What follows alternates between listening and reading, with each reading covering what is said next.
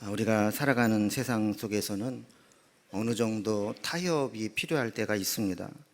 서로 이해관계가 너무 첨예하게 대립되거나 가치관이나 생각이 너무 다를 때에는 어느 한쪽의 요구만 만족시킬 수는 없기 때문입니다. 타협 없이 자기 주장만 내세우는 사람과는 대화나 소통이 이루어지지 않고 갈등이 깊어질 수밖에 없습니다. 타협의 사전적 의미는 어떤 일을 서로 양보하여 협의함이라고 되어 있습니다. 여기 중요한 개념이 두 가지 나오는데 하나는 양보이고 하나는 협의입니다. 서로 양보하면서 협의해 가는 과정을 통해 합의를 이루어내는 것이 타협이라는 것이죠. 그런데 이 타협이나 협상은 잘못하면 겉으로는 잘 된 것 같은데 정말 중요한 것을 잃어버릴 수 있습니다. 우리의 신앙도 마찬가지입니다. 때로 우리가 세상에 적응하며 살아가야 하기 때문에 세상과 더불어 살아가는 법을 배워야 하지만 때로는 절대로 양보해서는 안 되는 신앙의 본질까지 양보하고 잃어버릴 수 있다는 겁니다. 오늘 본문의 배경이 되는 버가모 교회는 이렇게 세상과 잘못 타협하게 되었을 때 얼마나 큰 문제를 가져올 수 있는가를 우리에게 잘 보여주게 됩니다. 이 편지를 우리가 이해하기 위해서는 이 버가모 교회가 위치하고 있는 버가모 지역이 어떠한 곳인가를 먼저 이해하는 것이 필요합니다.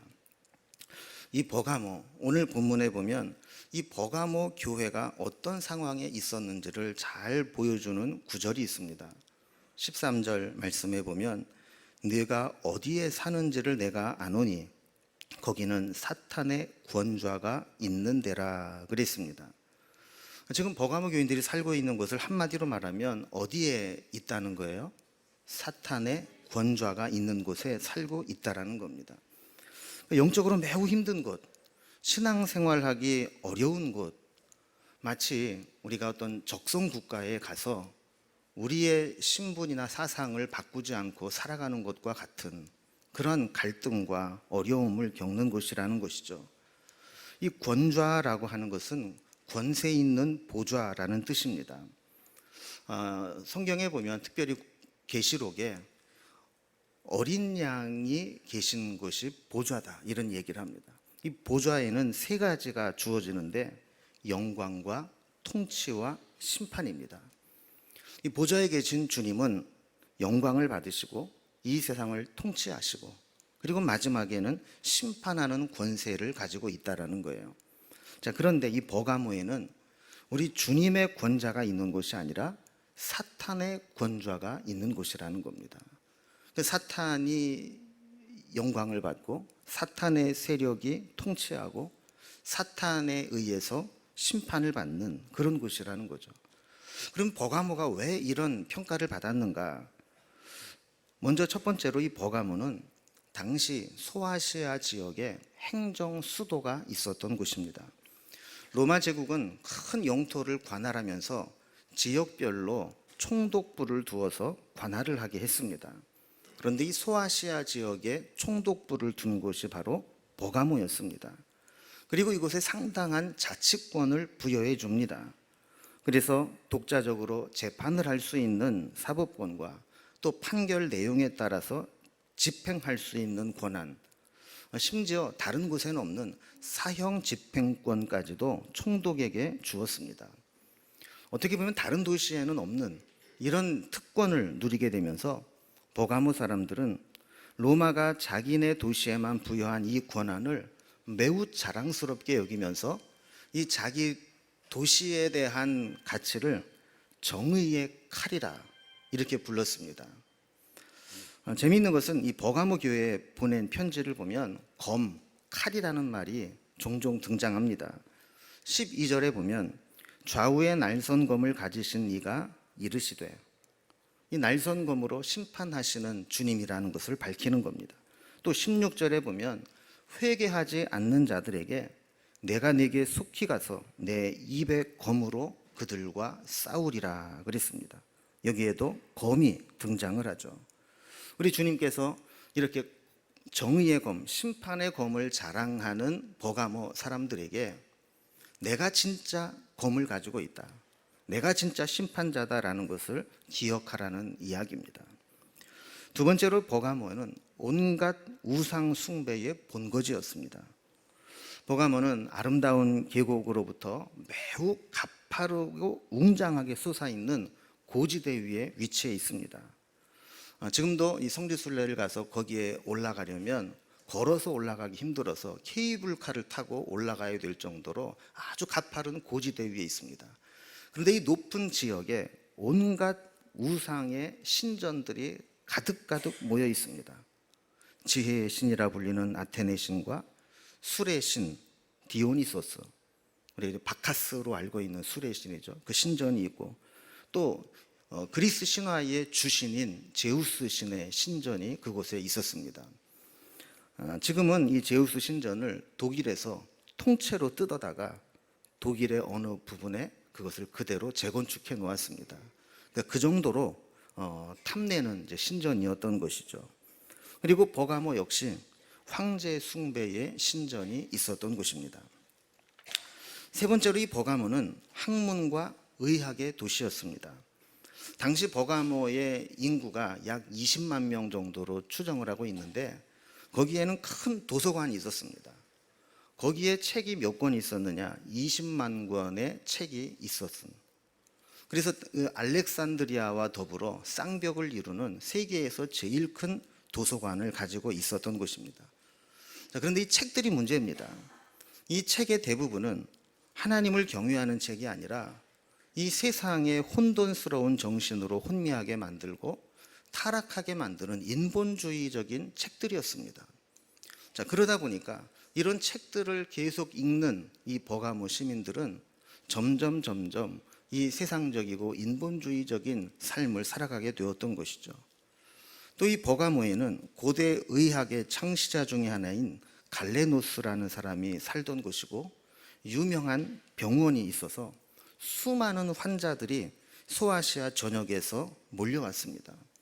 그러니까 우리로 말하면 서울대병원, 세브란스병원, 삼성의료원이 모여 있는 곳이죠. 그러다 보니까 많은 사람들이 치료에 효험이 있다고 해서 몰려왔는데, 이 치료실 앞에는 아스클레피우스 신전이 있어서 뱀을 우상으로 만들어 우상을 숭배하며 심리치료와 우상 숭배를 병행하는 치료법을 사용했습니다. 여러분, 의사들의 가운이나 의료업계의 이 심볼을 보면 거기에 지팡이가 하나 있고 뱀이 이렇게 있잖아요. 이 여기에 대한 이 근원에 대한 몇 가지 설이 있는데, 그 중에 하나가 이 지팡이의 뱀을 아스클레피우스 지팡이라고 부릅니다.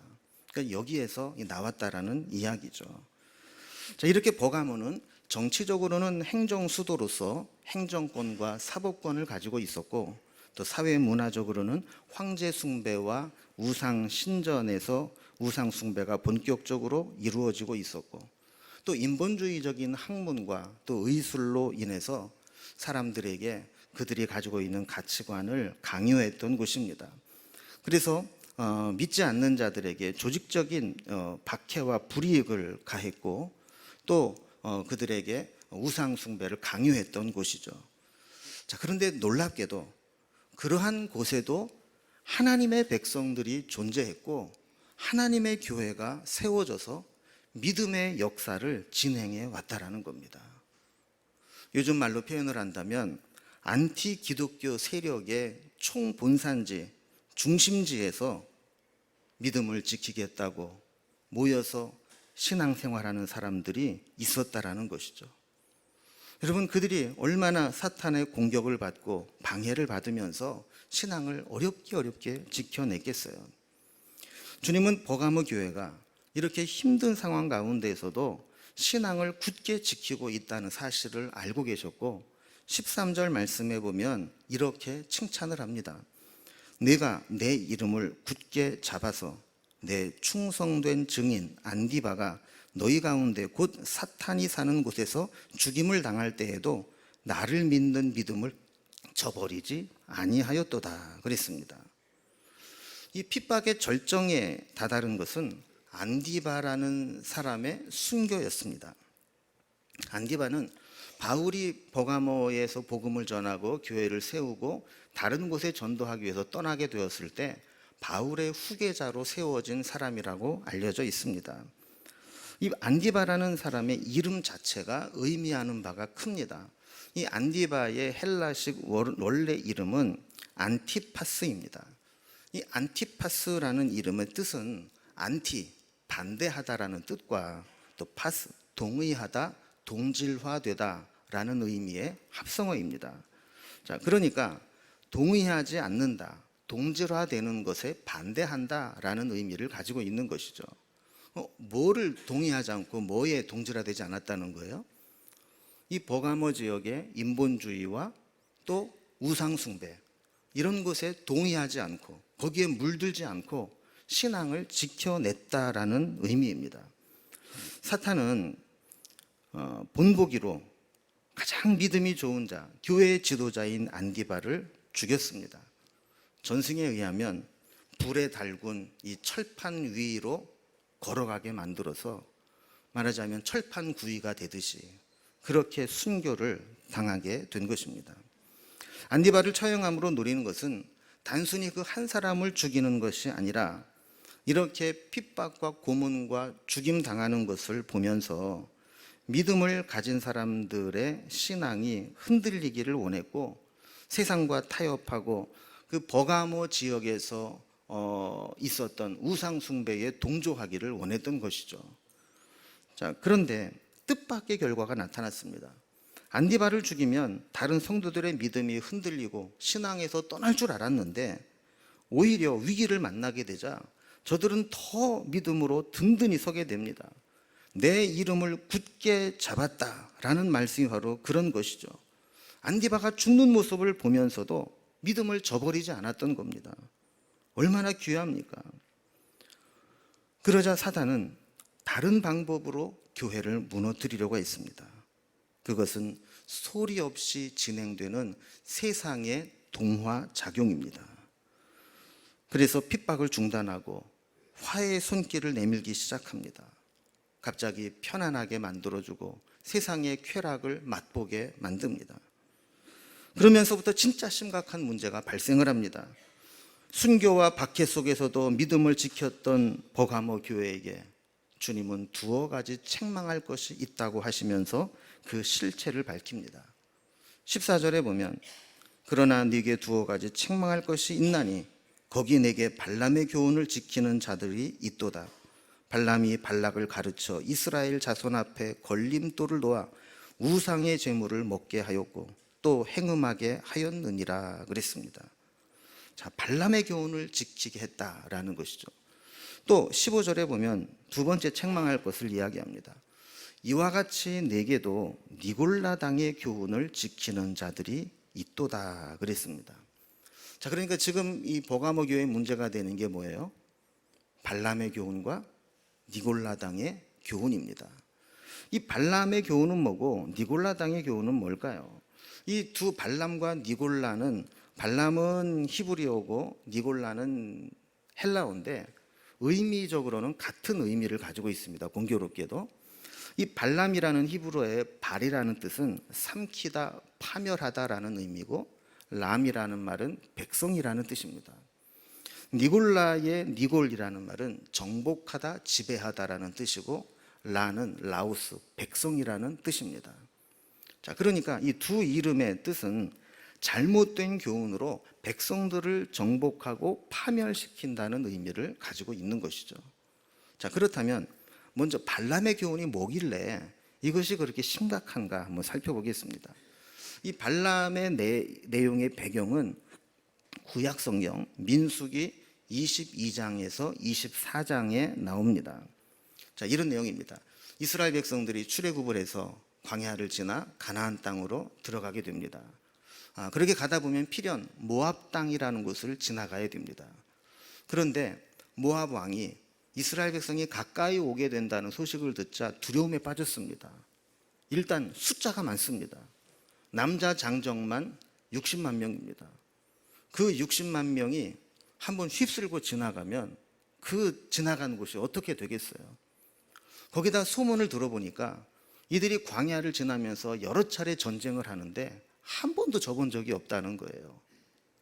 그 이유를 살펴봤더니 이스라엘 백성은 하나님이 그들을 지켜주시고 하나님이 그들을 위해 싸워주시기 때문이라는 것이죠. 그래서 이 발락 왕은 저들을 군사적으로, 물리적으로는 도저히 이길 수 없겠다. 일단은 신적인 저주를 퍼부어서 영적으로 무력화시킨 다음에 싸우든 말든 해야 되겠다. 이런 결론에 도달하게 됩니다. 자, 그러면 하나님보다 더 센 신을 불러와야 되잖아요.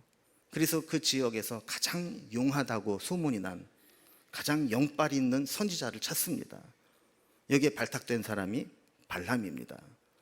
그래서 막대한 상금을, 재물을 약속하면서 네가 이스라엘 백성을 저주해서 무력화시킬 수만 있다면 이 엄청난 재물을 주겠다라고 약속을 합니다. 사실 발람은 자기가 저주한다고 해서 하나님의 그 인도를 끊을 수 없다는 걸 알아요. 그럼에도 불구하고 워낙 많은 돈을 얘기하니까 하겠다고 나서게 되죠. 그런데 놀라운 일이 일어납니다. 그들에게 다가가 기도하고 저주를 하려고 입을 딱 열면 저주의 말이 자기도 모르는 사이에 축복의 말로 바뀌는 거예요. 그러니까 발락이 볼 때는 미치고 환장할 노릇이죠. 아니, 저놈 보고 좀 저주를 하라고 했더니 오히려 축복을 하고 앉아 있어. 너 왜 그랬냐 그랬더니 나도 저주하려고 했죠. 그런데 하나님이 내 입을 막 바꾸어서 오히려 축복을 하게 합니다. 3번이나 이렇게 실패를 하게 되자 발람이 발락 왕에게 한 가지 제안을 합니다. 내가 저주하는 것보다 훨씬 좋은 방법이 있습니다. 그게 뭐냐 하면 이스라엘 백성들을 행음하게 만드는 겁니다. 지금 이스라엘 백성들이 가장 취약한 게 여자입니다. 여러분, 보통 여자를 보면 이성을 잃어버리는 부류가 2부류 있습니다. 하나는 군대에 있는 남자고 또 하나는 교도소에 수감되어 있는 수감자들입니다. 제가 그 전에 이제 교도소의 여전도의 임원들과 함께 가서 예배를 인도한 적이 있는데 거기서 이제 지침이 내려온대요. 여자분들에게 젊고 예쁜 여자는 안 왔으면 좋겠다. 치마는 안 입고 오면 좋겠다. 그리고 야시시한 옷은 삼가해달라. 그리고 이 재소자들의 그 마음을 자극하는 향수나 화장이나 이런 것들은 하지 말고 와달라. 왜 그래요?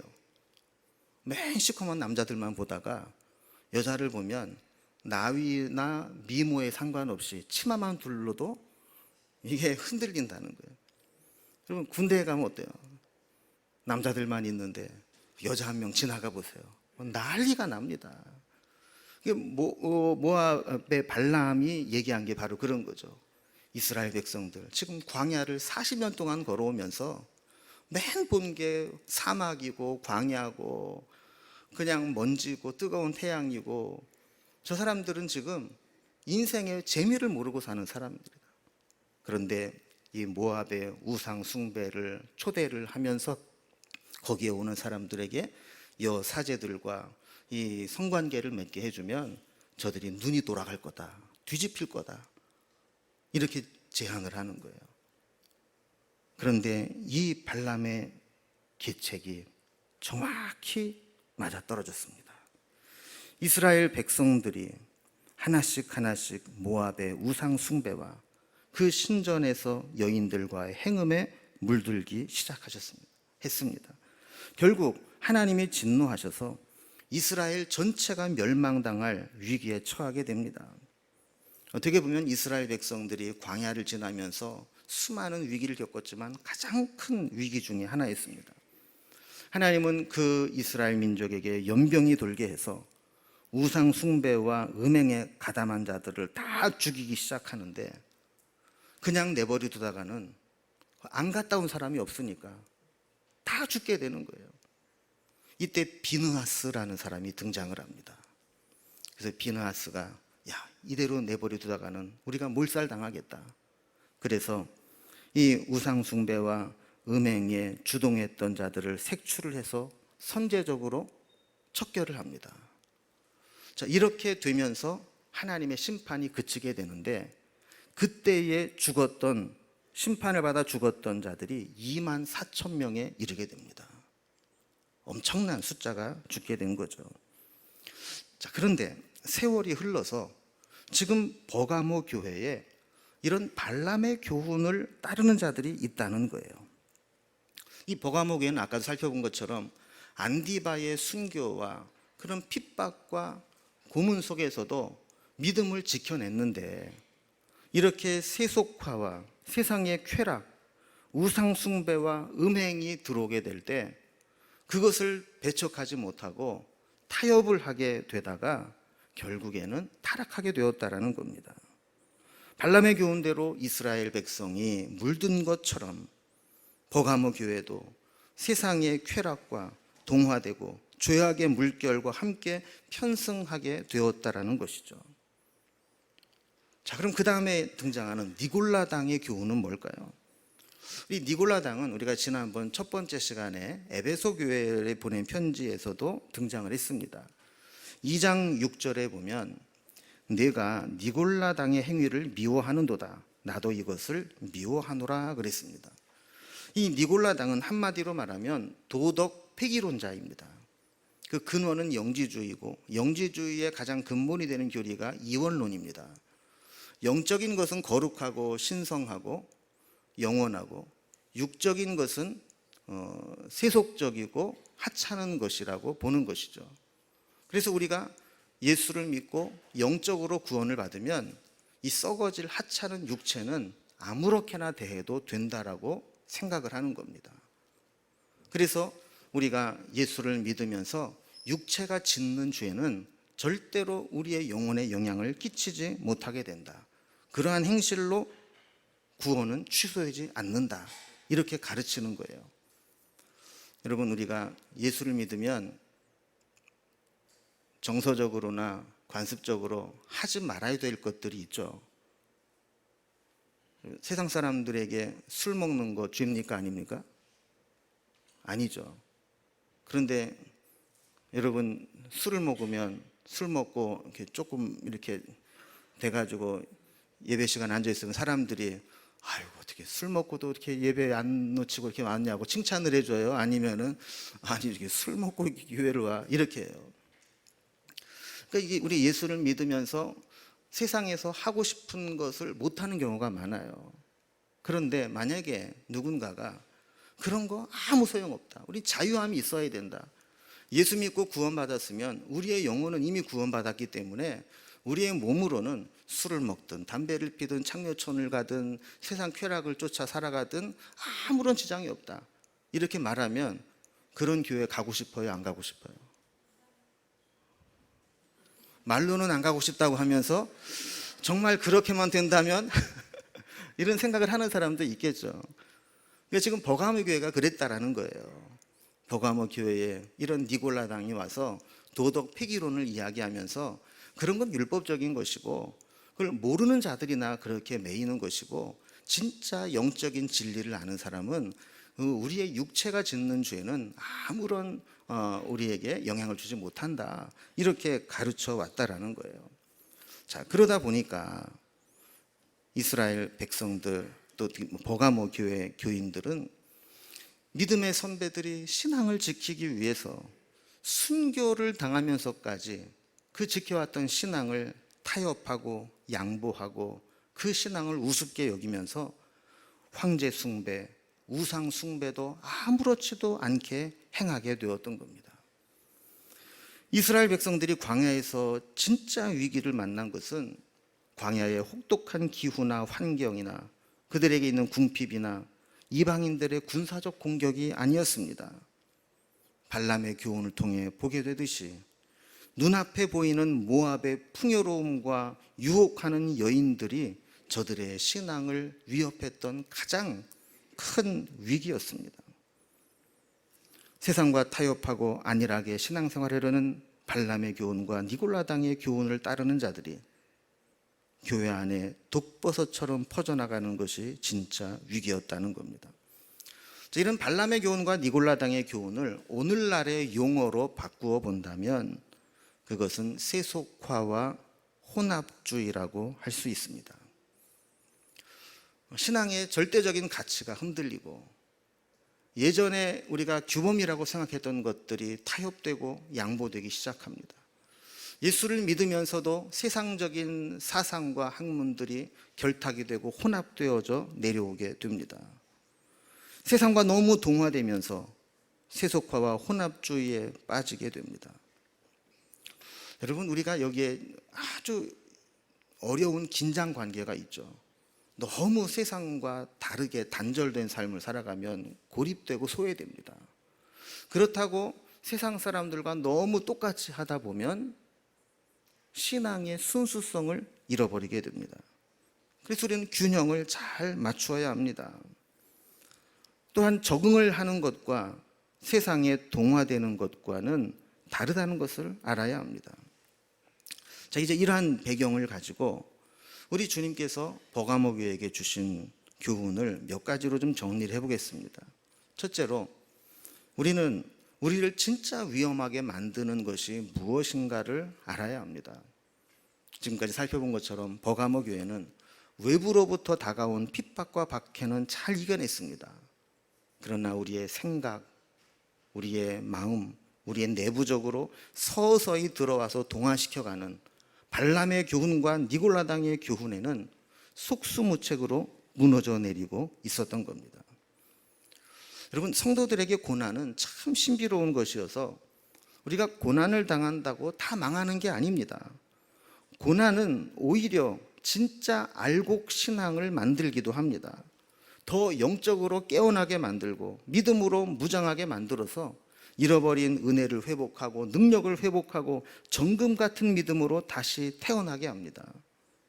그러나 우리에게 살며시 다가온 세속주의와 세상과의 혼합주의는 나도 모르는 사이에 나를 타락시켜버리고 나를 믿음에서 멀어지게 만들어버리고 내 신앙을 위협하는 가장 큰 위기가 될 수 있습니다.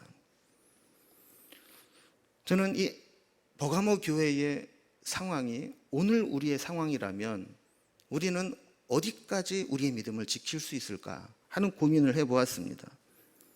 여러분, 우리에게 안디바를 죽이는 것과 같은 극심한 박해가 온다면 우리는 어느 정도 박해까지 신앙을 견디고 지킬 수 있을까요?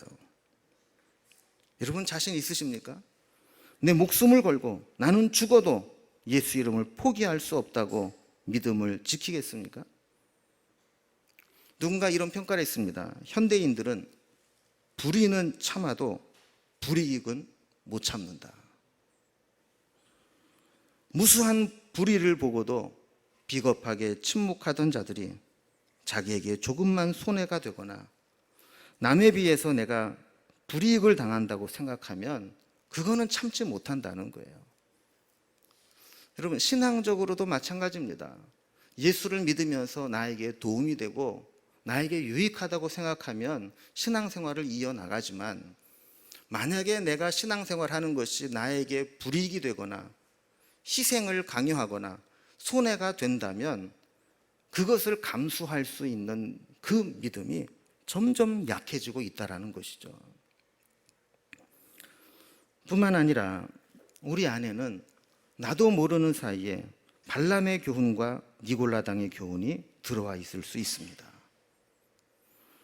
세상이 좋고 돈이 좋고 편안한 것이 좋고 화려한 것이 좋아서 한두 번 세상에 발을 들여놓다가 나도 모르는 사이에 한쪽 발은 세상에 한쪽 발은 신앙에 담그고 살아가는 경우가 있습니다. 말로는 신앙, 믿음 외치지만 실제로 내 속에서는 세상이 점점 좋아지고 세상이 하는 것들에 동화되어 가는 그런 경우가 있다는 거예요. 여러분, 우리를 위협하는 것은 무엇입니까? 버가모 교회는 핍박은 이겼지만 세속화는 놓쳤습니다. 그러나 어떤 사람은 반대일 수 있겠죠. 세상의 세속화는 이겨내지만 핍박에는 약할 수 있습니다. 여러분은 어느 것이 여러분의 신앙을 정말 위험하게 만드는 것인지 이것을 고민해 볼 수 있기 바랍니다. 두 번째 교훈은 우리에게 주신 주님의 경고에 다시 귀를 기울여야 한다는 거예요. 16절에 보면 주님은 그러므로 회개하라. 그리하지 아니하면 내가 네게 속히 가서 내 입의 검으로 그들과 싸우리라 그랬어요. 회개하라. 여러분, 회개하라는 말씀이 뭐예요? 회개는 우리의 삶의 스타일을 완전히 뜯어고치는 것을 의미합니다. 지금 이대로는 안 된다는 경고의 마음입니다. 회개는 마음의 찔림이나 감정의 변화가 아니라는 것을 여러 차례 말씀드렸습니다. 우리가 매주일마다 참회 기도 시간에 우리의 모습을 고백합니다. 때로는 탄식하며 한숨을 쉬면서 나는 왜 지난 주간에도 또 이렇게 살았을까 고민을 합니다. 그러나 이러한 한탄과 고민으로 끝나고 세상에 나가 살아갈 때 똑같은 모습으로 살아간다면 그것은 회개가 아닙니다. 우리가 타협해서는 안 될 부분들을 끊어버리고 거절하는 것, 삶의 스타일을 바꾸는 것이 병행되어야 합니다. 자, 만약에 우리가 회개하지 않고 고집을 피우고 이렇게 세속화와 혼합주의에 빠져들게 된다면 주님께서는 우리에게 오셔서 주님의 입의 검으로 그런 자들과 싸우시겠다고 경고합니다. 여러분, 원래 주님이 가지신 검은 누구를 향한 것이어야 돼요? 주님을 대적하는 자들. 그런데 오늘 본문에 보면 주님의 검으로 누구에게 사용하시겠다는 겁니까? 회개하지 않는 자들. 몸은 교회 안에 있지만 세상과 타협하고 믿음으로 살지 않는 자들, 그들과 말씀의 검으로 싸우시겠다는 거예요. 그럼 우리는 어떻게 살아야 될까요? 마지막 세 번째로 일사각오의 신앙을 가지고 살아가야 합니다. 일사각오는 한 번 죽는 것을 두려워하지 않고 죽기를 각오하는 것을 의미합니다. 주기철 목사님의 일사각오나 에스더의 죽으면 죽으리라는 고백이나 사도 바울이나 예수님이 예루살렘에 올라가면 붙잡아 죽을 것을 알면서도 그것으로 올라가셨던 것과 같이 우리의 어떤 핍박과 유혹이 있다 할지라도 그것을 죽으면 죽으리라는 각오로 이겨내겠다라는 것, 이것이 일사각오입니다. 여러분, 막연히 열심히 하는 것과 죽기를 각오하는 것과는 엄청난 차이가 있습니다. 그냥 막연히 열심히 하다 보면 나도 모르는 사이에 지칠 때가 있고 타협할 때가 있고 중단할 때가 있습니다. 그러나 죽기를 각오하는 사람은 아무도 못 말립니다. 그 어떤 것도 유혹이 될 수 없고 타협의 대상이 될 수 없습니다. 이제 말씀을 마무리합니다. 주님은 우리가 살고 있는 곳이 사탄의 권좌가 있는 곳임을 아십니다. 지금 이 세상은 점점 기독교에 대한 반감이 강해지고 있습니다. 무슨 사건만 터지면 다 기독교인들이 연루되어 있고 기독교가 개독교라는 그런 핍박을 받게 되어 있습니다. 성경의 진리가 배척을 당하고 인본주의와 세속주의와 같은 세상의 가치관들이 교회 안에 성도들의 삶에, 성도들의 생각 속에 깊이 들어오고 있습니다.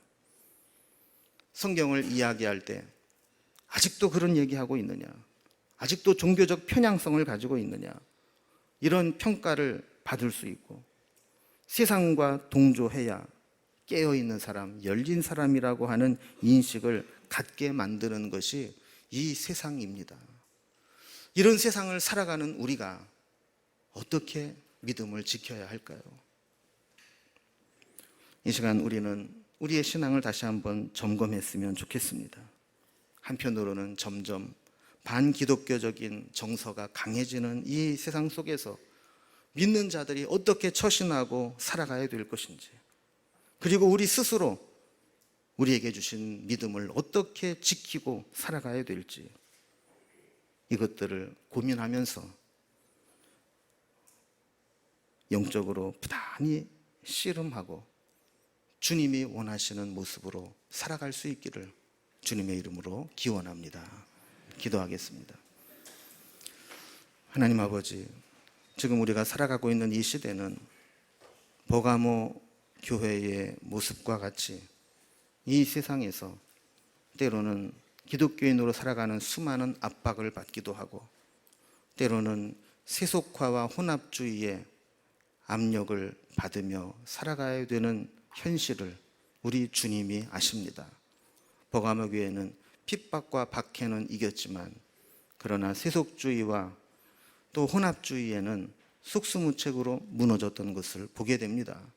우리도 동일하게 이 두 가지와 싸워야 될 텐데 우리의 신앙을 굳건하게 지켜주시고 하나님을 믿는 그 온전한 믿음을 지켜내는 저희들이 되게 하여 주옵소서. 이 세상에서 하나님을 믿는 자들이 더 바르게 살아가게 하시고 우리를 반대하는 사람들이 생기지 않도록 우리의 믿음을 올바르게 실천하며 살아가게 하여 주옵소서. 예수님의 이름으로 기도드리옵나이다. 아멘.